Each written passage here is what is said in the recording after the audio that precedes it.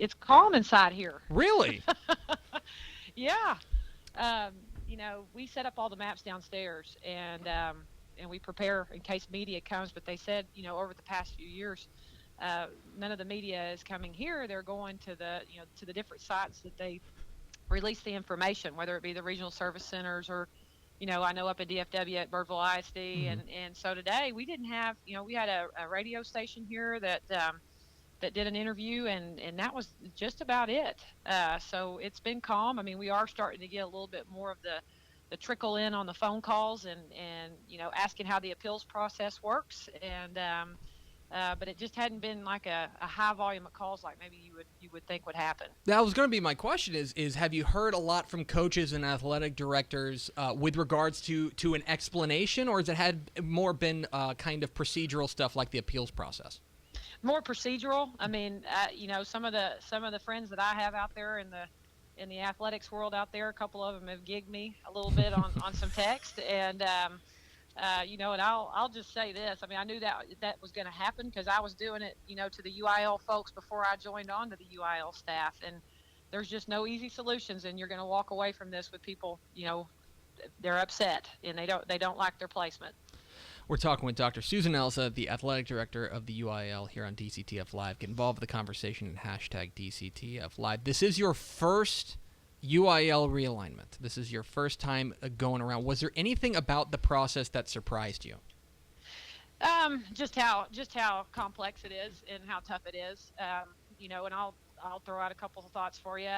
4A and below, we're doing 3 maps because they're split conferences. So you've got 2 maps for football and 1 map for basketball. And then when you start getting in, I don't care what part of it the state it is in 6A and 5A, and you start working on dividing up the districts, and then you go ahead and you move on into the regional division, there is no easy solutions on some of those districts, and you spend a lot of time on that just because you just want to have the equity there.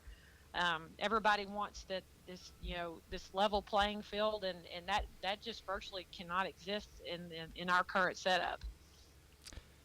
Were there any particular regions of the state, maybe geographic or otherwise, that were particularly hard to figure out what to do with? I think that Region 1 and 6A was very, very tough because of we just don't have very many 6A teams in West Texas, and I think we can all remember the days when 35 was the dividing line.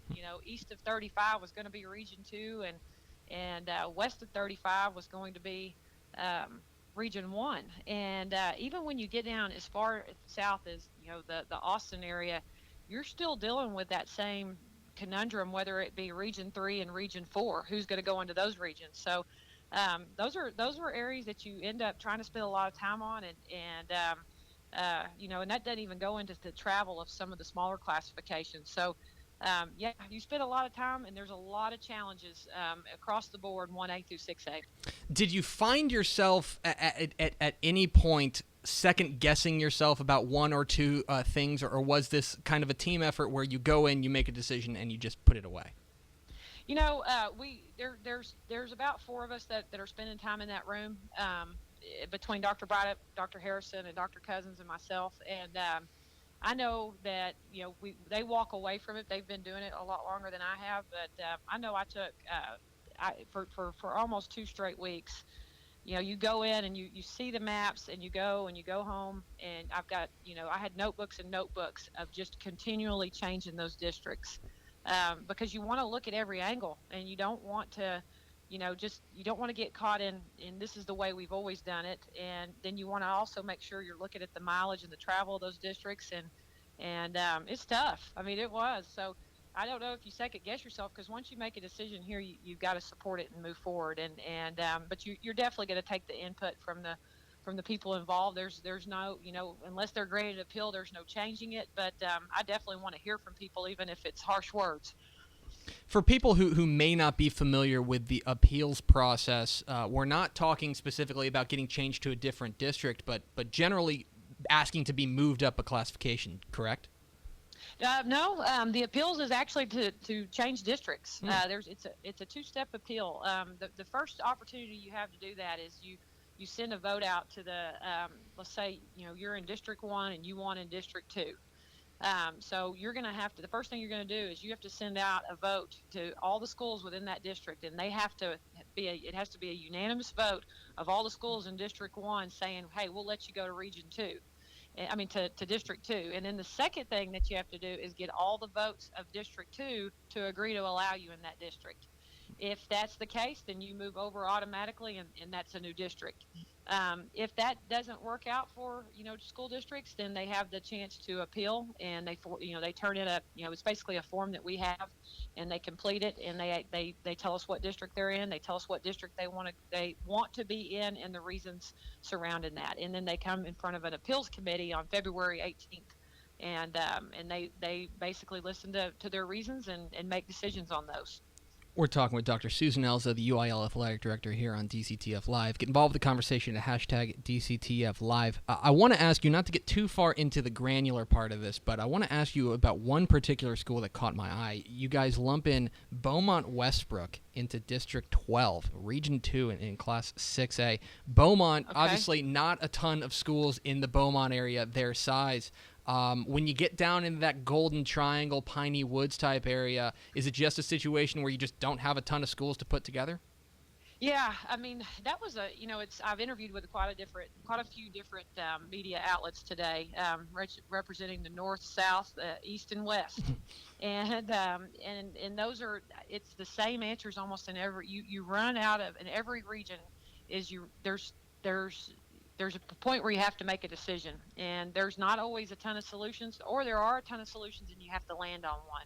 And I would think in that situation, I'm not in front of my map. That's part of the challenge right now is I'm upstairs and the maps are all downstairs. But I think in that particular situation that it just came down to how that map basically came together. And again, regions can be a challenge, but you take all that and we just have to make a decision. That's the one we landed on.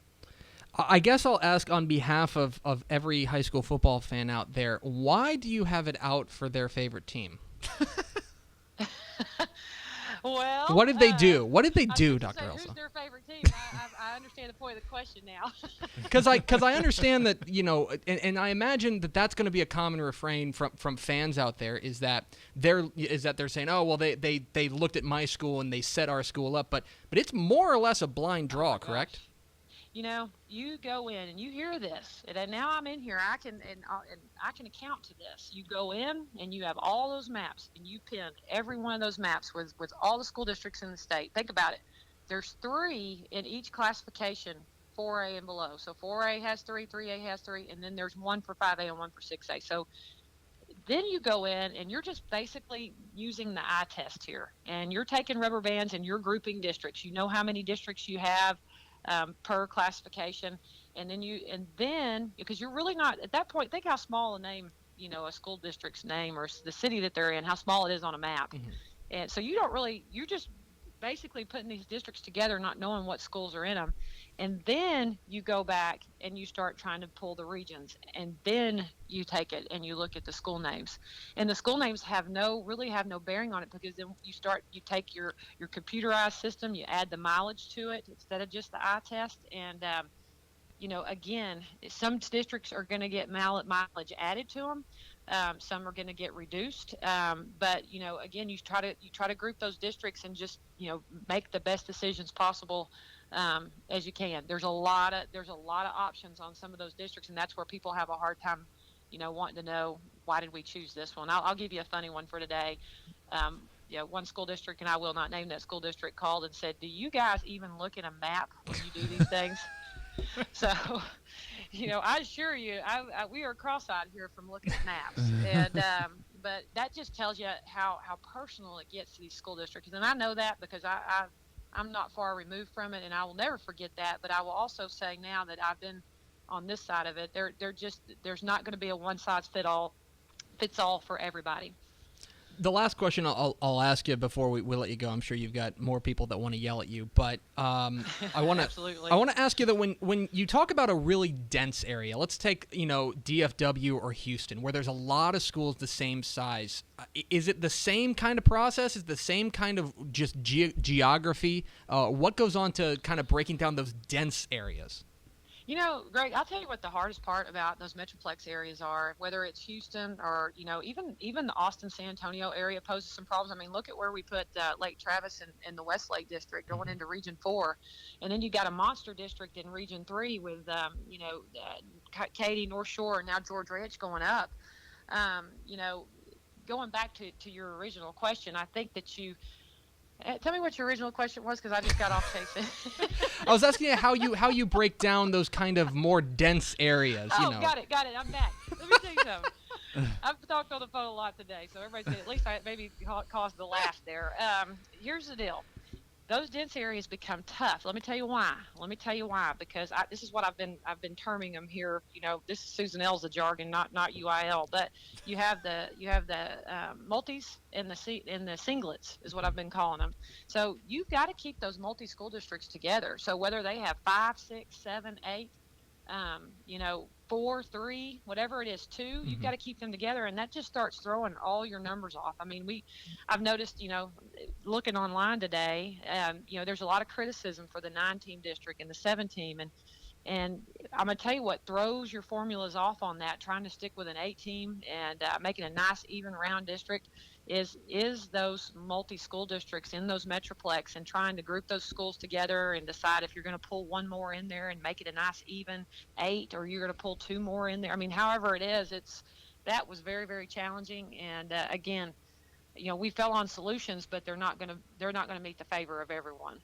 She is Dr. Susan Elza. She's the most popular lady in the state of Texas, and we love her here at DCTF Live. Thank you so much for hopping on with us, Dr. Elza, and I'm sure we'll talk soon. Okay. All right. Thank you, Greg. Thank you all.